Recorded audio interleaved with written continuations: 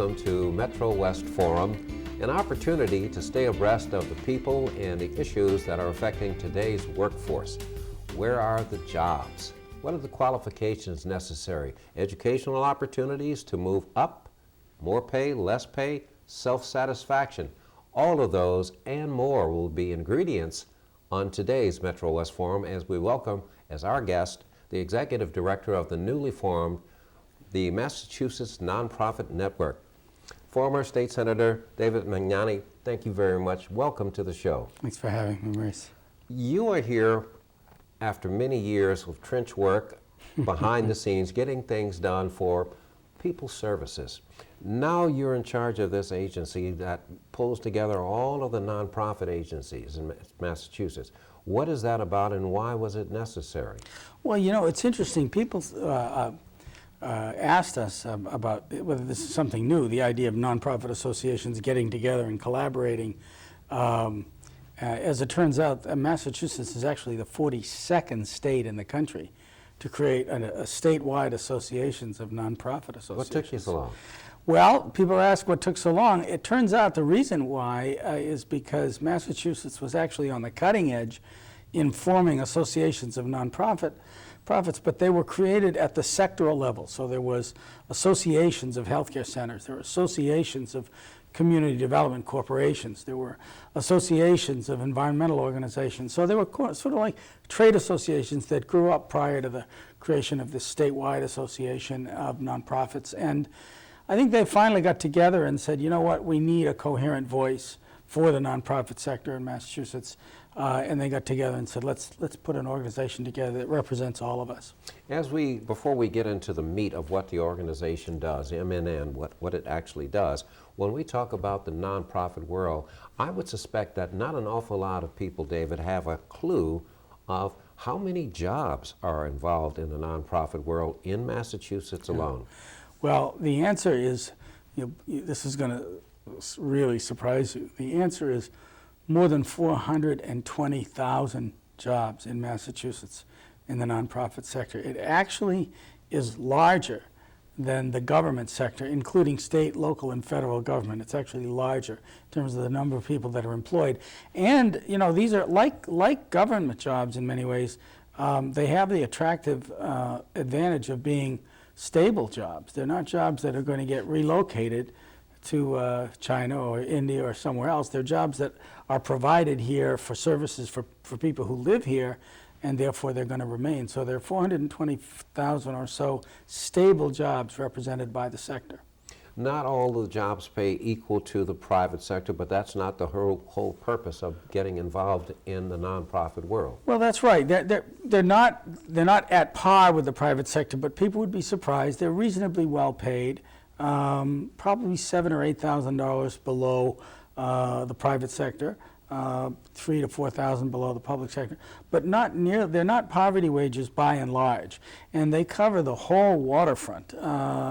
They cover, many nonprofits don't have any staff at all, and these are small nonprofits, but they improve the quality of life for people. Those are things like the Little League and the Historical Society and the League of Women Voters and see, a lot of people wouldn't think of those as being nonprofit agencies. We have 38,000 nonprofit organizations in Massachusetts, and 25,000 of them are large enough to be registered with the Secretary of State.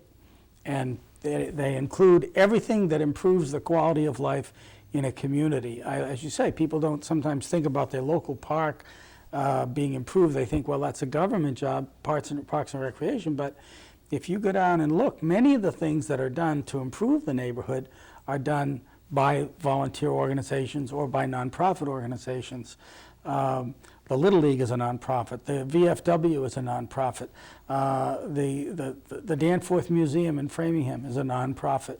The list goes on and on. Yeah, food pantries are nonprofits. I mean, churches are nonprofits. People, I think the thing that brings the sector together is its purpose is primarily human development. It's really the human development sector, if you will. I think oftentimes people don't even realize when they're receiving these kinds of quality of life enhancements that they're part of a sector called the nonprofit sector. And that's one of the things they have in common, is that they were incorporated because they're not there primarily for the purpose of making a profit. And the IRS makes sure that they're providing services that are consistent with their mission, or else they lose their nonprofit status. David, you mentioned salaries being slightly below traditional. That's not why a lot of people get involved in nonprofit work. That's There's exactly a certain right. altruistic kind of, I feel about this makes me feel good, or this makes me happy. Tell us a little bit more about the draw. Well, I think when you look at the people who are in the sector, what you'll find across the board is a commitment to service. I mean, you have to pay people enough so that they can, they can put a roof over their head. You have to have enough salary and benefits to be able to sustain yourself. But that's not, as you said, that's not the motivation for going to work every day. These are folks that have service on their mind in some way or other. And they've gotten generally engaged with a passion. Sometimes you'll see these young women who are taking over as executive directors for a battered women's shelter. And something in their life motivated them. They have a passion, either a mother or girlfriend or someone has been a victim of domestic violence, and they develop a passion. So they want to serve. So they're not out there to make a lot of money. But if they're going to do their work, if they're going to do it effectively, yes, they need a decent salary, they need a decent source of income, and they also need a lot of technical assistance in running the agency, because they may not have been trained as managers, they may have been trained as counselors. And so we provide a lot of other services for these organizations besides just the idea of support in locating funds. So now the Massachusetts Nonprofit Network, here you have hundreds, if not thousands, of agencies that are doing nonprofit type work, and we'll talk about some for-profits who would like to be part of this too. Sure, yeah. But now, you're here to do what? To bring them all together, and I have to, in terms of all honesty, and I am one of the founding board members for the Massachusetts One of our best, Network. Maurice. So I would just want to make that clear. But my interest today is talking to you from workforce development, but also when we talk about all of these other nonprofit agencies that are around the state, you're attempting to bring them together. What's your purpose? Well, essentially, as I said, they had gotten together, many of them had gotten together as individual sectors. There might be the healthcare sector, the arts, environmental affairs, housing. But they finally got together about 2 years ago and said, we need a coherent voice for the sector as a whole. And there are some things that we need to work on that will affect all of us, but no one of these sectors or trade associations has the wherewithal to address the particular issue alone. And I'll give you a good example, actually. Very soon after I joined the organization, an issue came before us where the federal government was in the process of passing legislation called the College Cost Reduction Act. And the purpose of it was to have young people who were carrying a big burden, a financial burden with federal college loans, as you know, is a significant problem for most students, but particularly for students who wanted to go to work in the public sector, were kind of thinking, well, I don't know if I can afford to take a job at less pay. This bill would have allowed the students to take a job in the public sector and then be able to spread their loans out over a period of 25 years rather than talking some real relief. 10 years. And as a matter of fact, and if you work in the government for 10 years, you get the last 15 years of the loan forgiven entirely. So that's a significant motivation for someone to go into the public sector. The problem for us was the nonprofits were not included. So we talked to Senator Kennedy's office because the Senate version did not have the nonprofit sector involved, and the House version did have it included. So we spoke to Senator Kennedy's office, alerted them to the problem that was in the bill. They very quickly read it, looked at it, said, you're right, we need to make this correction. They made the change, and when the bill was reported to the president's desk, it included the nonprofit sector.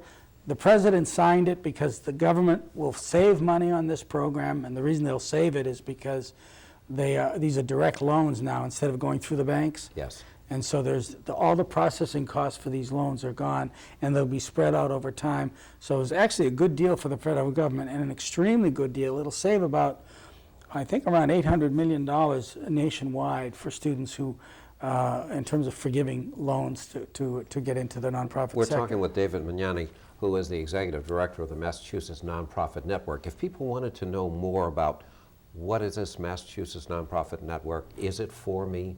How do I find out? Sure. Can I be involved? Are there costs associated?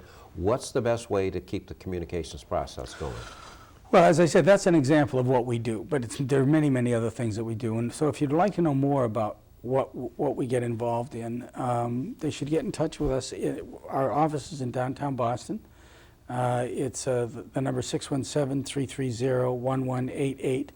I'll repeat that again, 617-330-1188. And we also have a website, which people should visit anyway, just so they learn more about us. And that's just www.massnonprofitnet.org, massnonprofitnet.org. Now, this organization is just recently formed, but it's been in the works for several years, from the Boston Foundation and support from a number of organizations and institutions. Right now, you're looking at a membership of about 225 organizations. There are about 225 organizations, and there's another 50 or 60 individuals. You can join as an individual, or you can join as an organization. You can join as a for-profit organization if you're providing services to the nonprofit sector, but you won't be a voting member. The voting members, it's just for nonprofit organizations. You know, in your former profession as a state senator, as an elected member of the legislature, you had to walk that fine line where you had to make some decisions.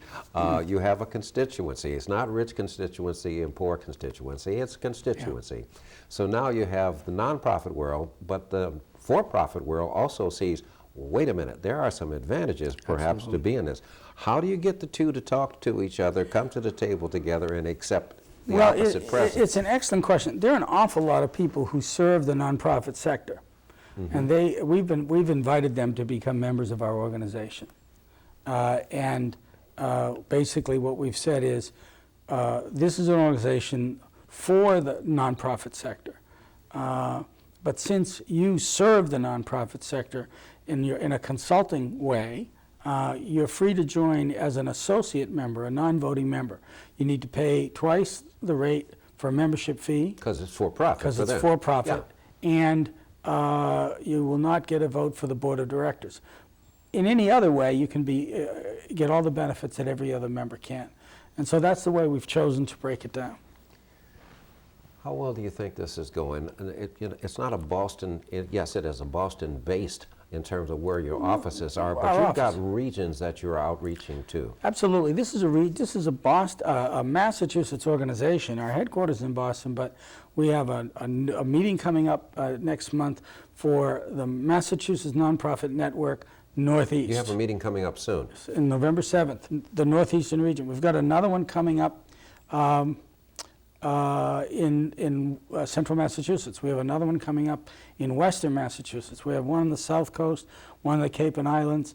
We want this to be seen as and really be a statewide organization. And the gift for us is many local nonprofits have helped us organize these meetings so that it will have a local or regional flavor as well as a statewide flavor. And I just wanted to point out to our viewing audience that if we did mention a date just now, go to the website, because this is an ongoing series. This isn't one of these evergreen shows where the type of information hopefully that we're putting forward to you today will be beneficial to you, to not just for today but for weeks on end. But on the website, the regional meetings will be happening. What's the purpose, and how would people get involved if they would like to? Well, as I say, if you go to the website, you can just sign up, but you can also just go to this number that we gave, our website, and call us and say we'd like to attend. Our local region will meet it. We're going to ultimately have one in MetroWest. We have a MetroWest region in our group. There are 8 of them, and one of the regions is MetroWest. Then we have, as I say, we've got 7 other regions. And so if people should just come, look at the calendar, put it on their own calendar and come.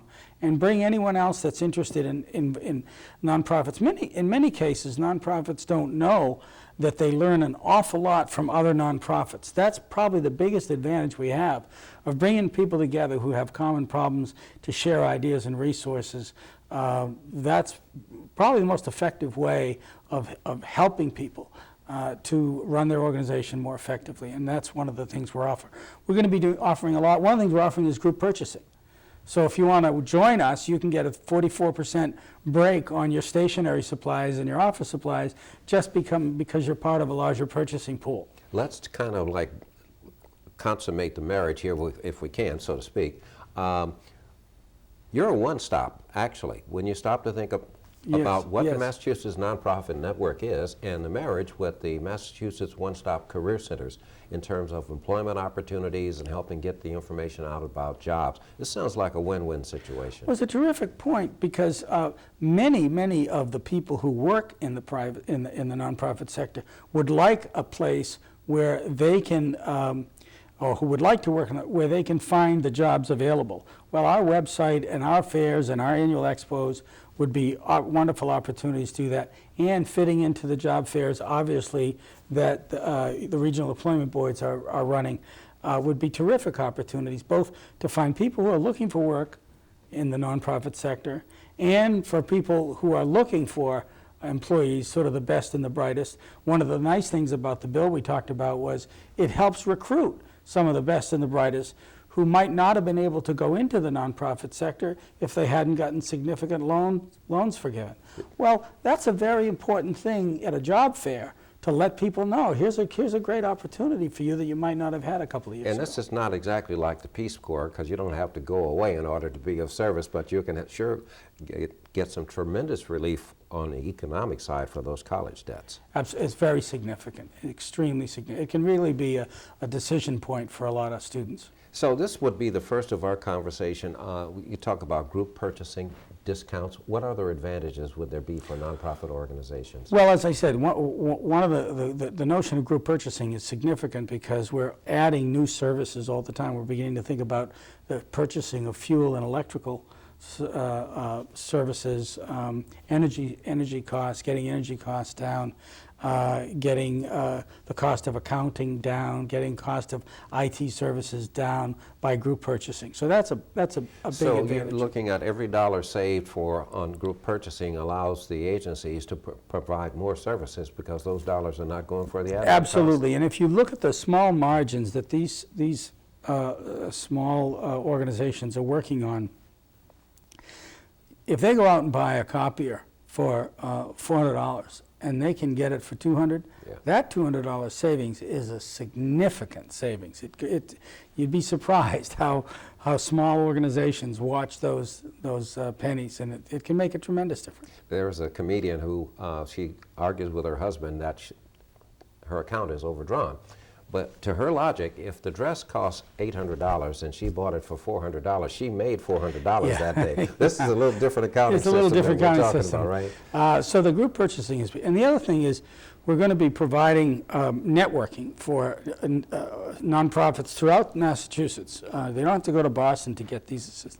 Networks of pro bono services from attorneys, from accountants, from technology specialists, IT specialists, from communications and fundraising specialists. All the kind of expertise that nonprofits need exist within their region, and we're going to be helping them to make those connections.